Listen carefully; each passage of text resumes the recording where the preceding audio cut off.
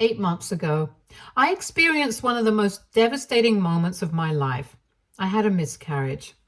When my husband, Aaron, and I found out we were expecting, it was one of those moments where everything suddenly felt filled with hope and possibility. We were both ecstatic from that moment on. We started planning for our future as parents. We talk endlessly about what the baby might look like, who they might grow up to be, and what kind of parents we'd become. Erin was incredibly supportive, and it felt great knowing that we were on this beautiful journey together. We didn't waste any time and began turning our spare room into a nursery for our baby. We started painting the walls a soft, calming color and discussed what kind of furniture would go best. Every little detail mattered. I bought piles of first-time mothers' books, eager to learn everything I could about pregnancy, childbirth, and taking care of a newborn. It was a joyful time filled with excitement and anticipation. Then everything changed in an instant. It was late one night when I woke up suddenly with a deep, unsettling feeling that something was wrong. There was no obvious reason for it, just an overwhelming sense of dread. I rushed to the bathroom, my heart pounding in my chest. When I felt the wetness in my pants and saw the blood, I knew that something was very, very wrong. I immediately started sobbing uncontrollably.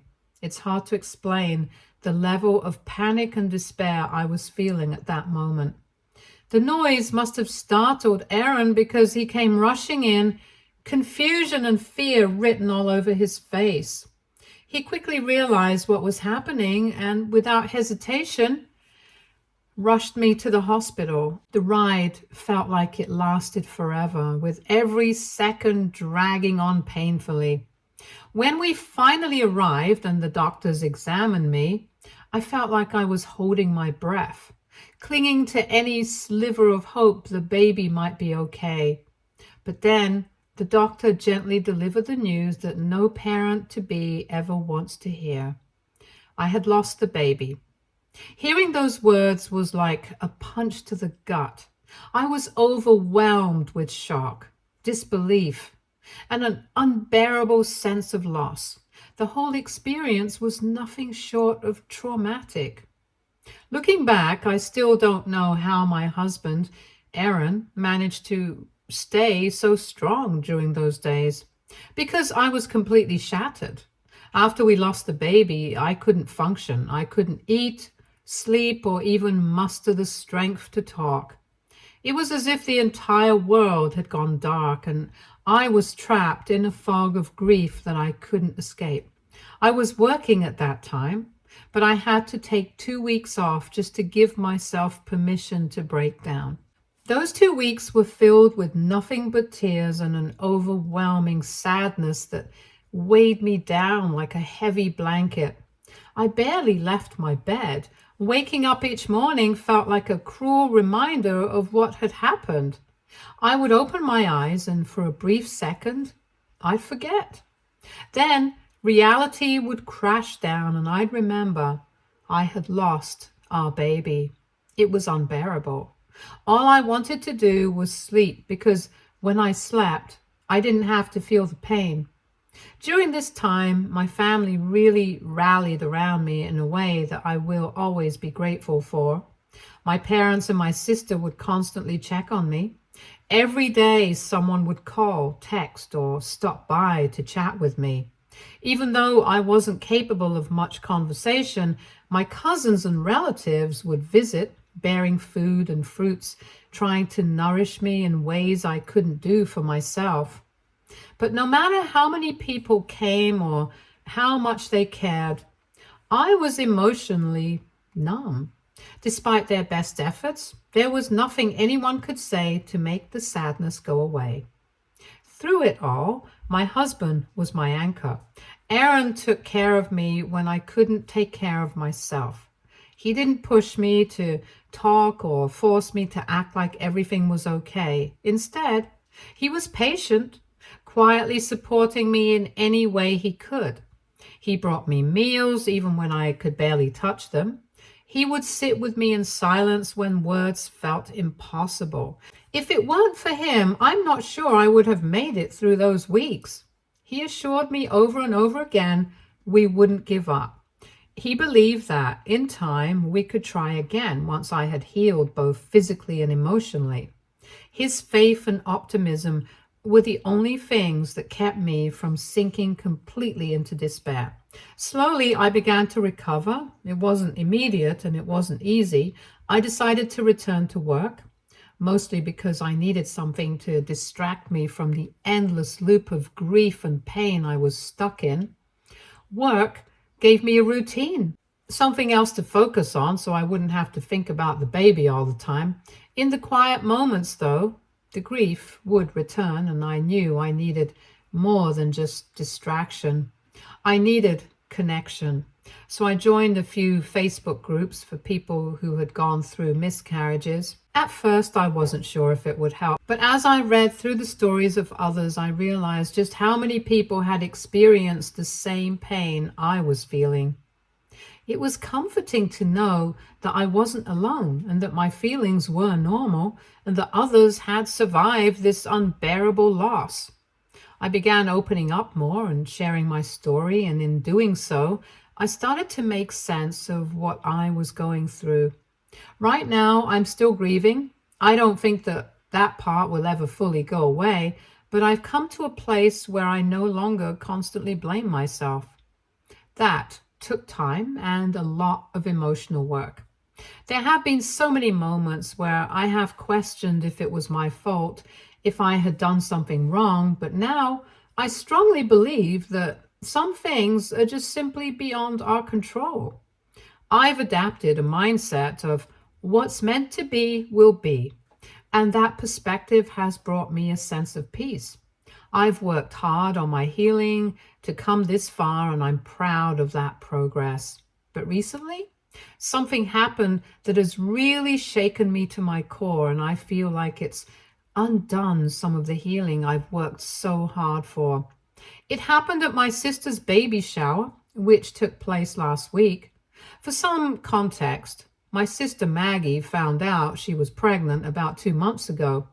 She announced her exciting news to our entire family almost immediately, but for some reason, I wasn't personally told by her. I had to find out through one of our cousins, which caught me completely off guard. It stung, not because I wasn't happy for her, but because Maggie and I have always had a good relationship. She had been there for me, especially during my miscarriage, offering comfort and support when I needed it most. So naturally, I was surprised and honestly a little hurt that she hadn't called me herself to share her happy news. When I talked to her about it later, I tried not to let my emotions get the better of me. I didn't want to make her feel bad, but I also needed to understand why she hadn't felt comfortable coming to me directly. She explained that the reason she hadn't told me was because she didn't want to spoil my mood by announcing her pregnancy, knowing that I was still grieving the loss of my own baby.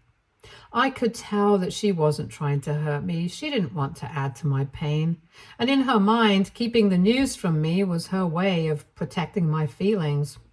But I reassured her that no matter what I was going through, I would always be happy for her. I made it clear that she should never feel like she couldn't share her joy with me just because I was still dealing with my own grief. I explained that despite the sadness I carried, I would still love her baby just as much as I would have before. I was still going to be her baby's aunt, and I wanted to be a part of this new chapter in her life. It was important to me that she knew that my love for her and her baby wasn't diminished by my loss. She seemed relieved after our conversation and was happy that I was so understanding. She promised that she would keep me updated from then on, which felt like a positive step forward. Over the past few weeks, I've made an effort to support Maggie as much as I can, especially since she's going through this pregnancy largely on her own. You see, Maggie is currently going through a divorce from her husband, Tyler. The news of their divorce has been a shock to everyone in our family, including me. I always thought Tyler was a decent stand-up guy, and we had even become good friends over the course of their marriage. He had seemed so devoted to Maggie, always treating her with love and respect. I remember thinking how lucky she was to have someone like him by her side, and they always appeared happy together. That's why it came as such a surprise when Maggie told us they were splitting up out of nowhere. The reason she gave us was very vague. She said they were divorcing due to irreconcilable differences, but she didn't elaborate much beyond that. Whenever anyone pressed for more detail, she simply said that Tyler couldn't handle their marriage anymore and left it at that. I did feel like there was something we weren't being told, some missing piece of the puzzle, but Maggie didn't seem eager to discuss it, and I didn't want to push her for answers she wasn't ready to give. All I knew was that Maggie needed support, and I wanted to be there for her in whatever way I could. I've even gone with her to some of her ultrasound appointments and visits to the gynecologist.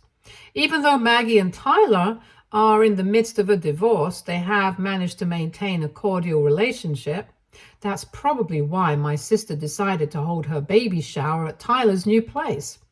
He had recently moved into a house with a nice backyard, and Maggie thought it would be the perfect spot for all of us to gather, relax, and celebrate her pregnancy. Before the baby shower, Maggie invited me, our mother, and some of our cousins out for lunch to help her plan everything. We were excited to be part of the process, as it's customary for us to plan family events together, and this baby shower felt especially important. As we all sat down for lunch, my cousins gave me a warm hug and comforted me about my miscarriage. Even though several months had passed, they knew that grief isn't something you just move on from quickly, especially when it comes to something as personal and painful as losing a baby. As women, I think they understood what I was still going through on a deeper level. They even mentioned how brave and selfless it was of me to be there for Maggie despite my own grief. However, as we were talking, I noticed Maggie's demeanor shift. She rolled her eyes and in a firm tone told everyone to stop bringing up such heavy topics during lunch. She said we all needed to move on from my incident. Her words stung a bit. I didn't like talking about it also, but she was reacting a bit too cold. I figured she was just stressed about her baby shower and maybe didn't want the conversation to shift away from the happy event we were supposed to be planning. Later that day, when I was dropping her off at her house, Maggie joked that I was always stealing the spotlight from her after my miscarriage had happened, and then she asked, half seriously, if I planned on doing the same thing at her baby shower. I was caught completely off guard by her comment. I asked her to clarify what she meant by stealing her spotlight. Maggie explained that people seemed more concerned about me rather than her, and that as a result, she felt brushed aside. She said she didn't want to feel this way during her baby shower. I immediately felt bad and apologized to her. I assured her that no one intended to make her feel less important and that I would do my best to make sure my incident wouldn't come up during her baby shower. I didn't want to take away from her special day or make her feel neglected in any way. Maggie didn't say much after that. She just shook her head in disdain, and our conversation ended awkwardly. I did understand that Maggie wanted to feel fully supported and loved during her pregnancy, especially with everything she was going through with her divorce, but I didn't realize that my loss had made her feel sidelined. The baby shower was 3 days ago, and I did everything I could to make sure the focus stayed on Maggie and her baby. I didn't want any attention on me. This day was about Maggie, and I wanted her to feel the support and love she deserved. But despite my efforts, several people still came up to me throughout the event, giving me warm hugs or gentle pats on the back. I know they meant well. However, with each hug or gesture of sympathy, I could sense Maggie's eyes on me. She didn't say anything directly, but I could feel her discomfort and irritation growing. I didn't want to make the day about me, and I certainly didn't want to cause any drama. I just wanted to enjoy the event, to celebrate my sister and the baby she was bringing into the world. But I was hyper aware of how Maggie might be perceiving the situation. During the event, I also met Tyler after what felt like ages. I gave him a hug and he seemed genuinely happy to see me. Despite everything that had happened between him and Maggie, it felt like we were still on good terms. He even apologized for not being there for me after everything I had been through over the past few months, referring to the miscarriage. I brushed it off as I understood that him and Maggie were also going through their own thing. Tyler had lost some weight and there was a noticeable change in his demeanor. He didn't have that same vibrant energy he used to. Instead, there was a hint of sadness in his eyes. It made me wonder how he was truly coping with the divorce and the changes in his life. Even though Maggie hadn't gone into detail about their split, it was clear that Tyler was struggling in his own way.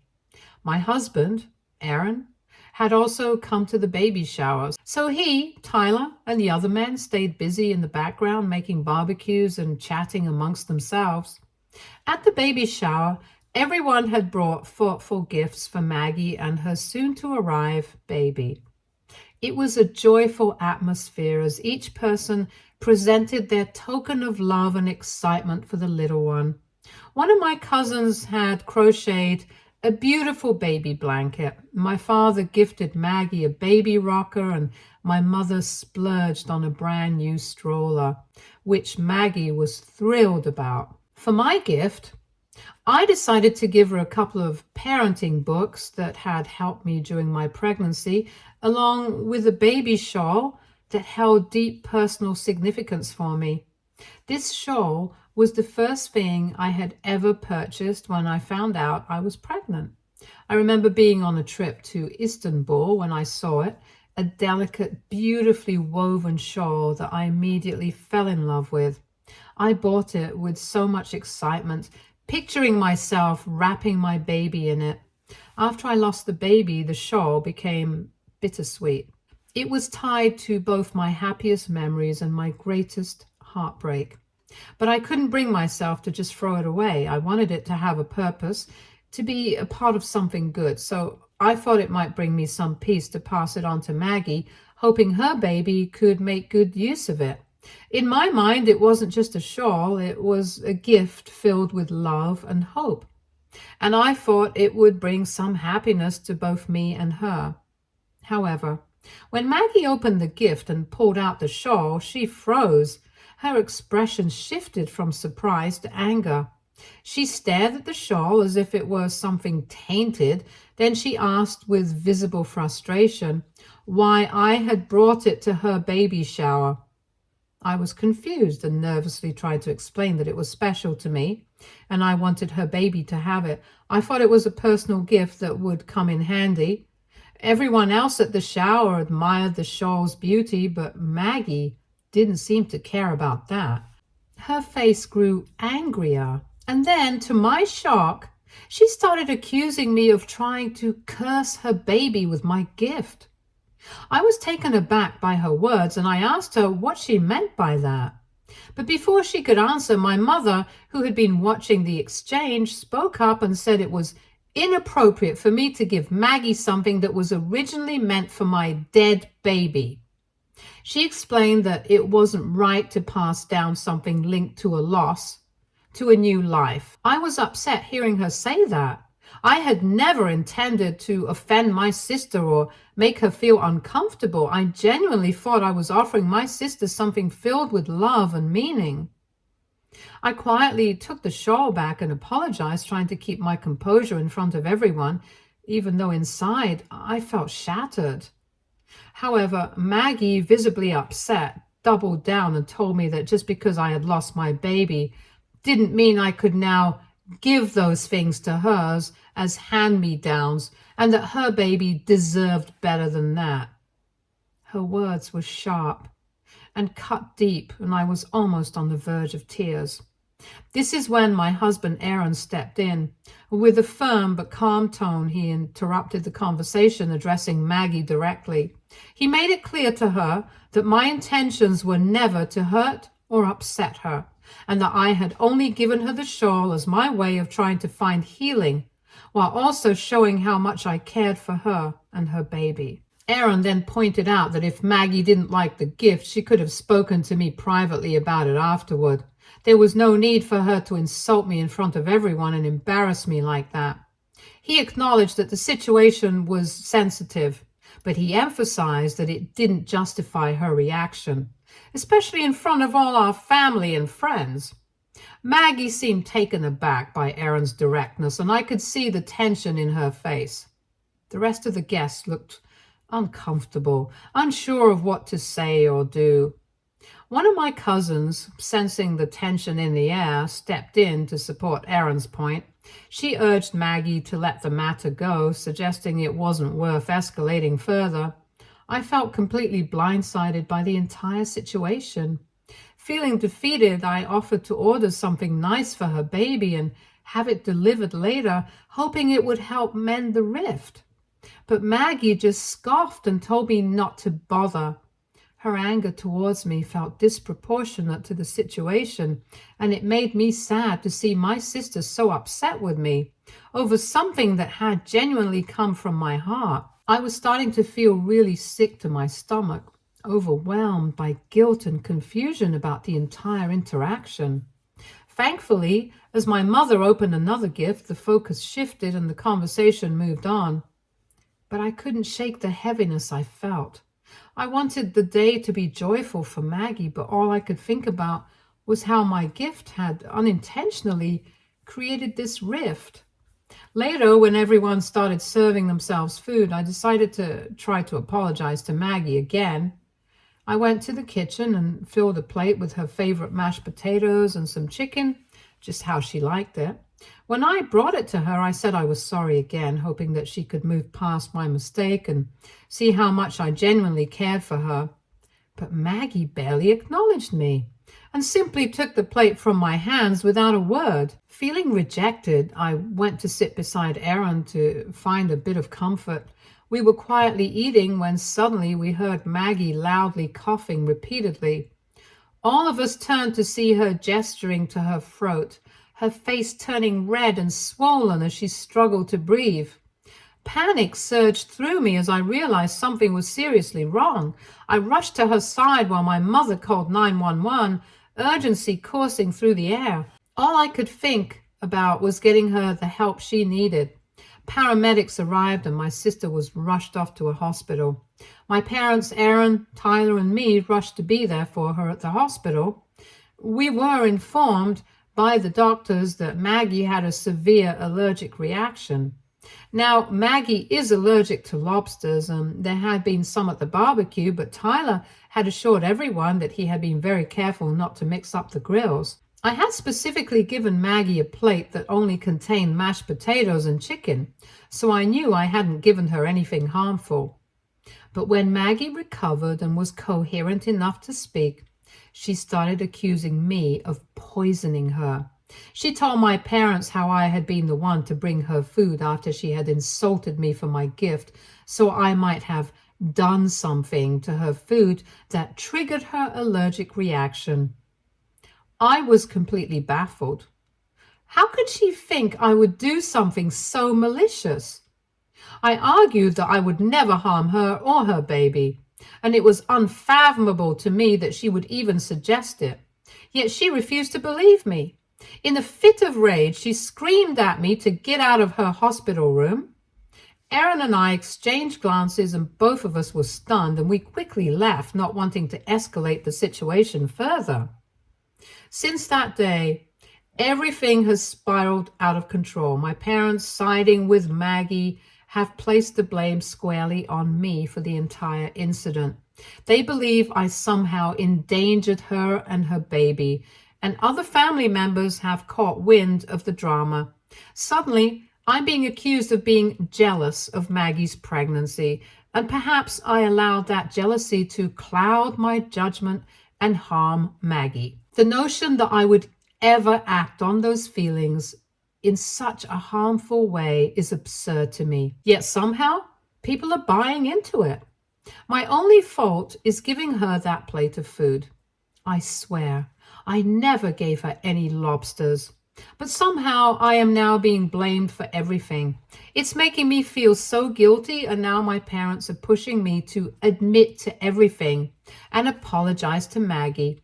They're saying I am stressing my sister out by escalating the situation unnecessarily when she's already so vulnerable due to her pregnancy. AITA if I don't apologize to Maggie since I'm not the reason she was poisoned? Update 1.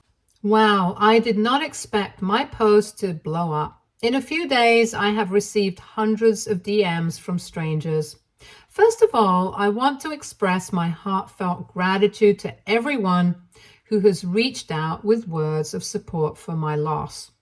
Your kindness means the world to me. I also appreciate that many understand my intentions behind gifting the shawl to Maggie. I truly wanted to give her something beautiful and meaningful and did not expect her to take it the wrong way. She is clearly resentful of me because of the attention I've been receiving due to my miscarriage. I wish she could have talked to me about it and resolved her feelings rather than let it fester. Now, addressing the main issue, I have refused to apologize and have stood by my words. This has led Maggie to publicly accuse me on her social media of trying to poison her food. She claims she's always been there for me, yet I'm constantly trying to overshadow her. Suggesting my jealousy of her pregnancy prompted me to act this way at her baby shower. Reading her post has left me mortified. To resolve this once and for all, Tyler has invited everyone to his place, insisting we need to address the situation face to face before the baby arrives, and this issue becomes even more complicated. My parents have reached out and are encouraging me to go, but Aaron and I are not really certain. Update 2. How the tables have turned. So Aaron and I begrudgingly decided to join Tyler and Maggie for a sit-down as a last, desperate attempt to resolve things. My parents were also there, hoping to help. Maggie started by demanding that I apologize and publicly admit that I had, in fact, poisoned her. I scoffed at her accusation and was about to deny it once again when Tyler suddenly stood up, saying he had something to show all of us. Well, guess what? It turned out that Tyler had cameras installed all around his house, capturing everything that had happened during the baby shower. He decided to share the footage with us to clear things up once and for all. When we watched the recording, it showed me giving food to Maggie just as I had described. There were no lobsters anywhere in sight. The footage showed Maggie eating and chatting with others. However, in the middle of her meal, she started looking around and repeatedly asking for sauce. One of my cousins had some sauce on her plate and offered Maggie a chance to dip her chicken in it. Since that cousin was eating lobster, it was definitely a bad idea for Maggie to use the sauce from her plate. Foolishly, my sister dipped her chicken into that sauce. Moments later, Maggie began to cough. Her allergic reaction had clearly been triggered by that sauce. As the video played, I could see my parents' faces pale as they absorbed what had just unfolded, and they realized that Maggie had been blaming me for something that wasn't my fault at all, and they had been supporting her. Maggie started to argue, fumbling to justify her claims. She said there's no guarantee that her reaction was caused by eating from my cousin's plate, and insisted that I might have mixed something into her food earlier. However, thanks to Tyler, my parents did not believe her any longer. I yelled at Maggie for publicly defaming me on social media. My husband then threatened her that we would use this footage and sue her for false accusations if she didn't take down her posts from social media immediately. My parents' expressions were filled with regret as they turned to me, their eyes filled with sympathy. They apologized for unjustly accusing me. However, I pointed out to my parents that they were very quick to support my sister, and had there been no evidence, they would have probably continued to support her.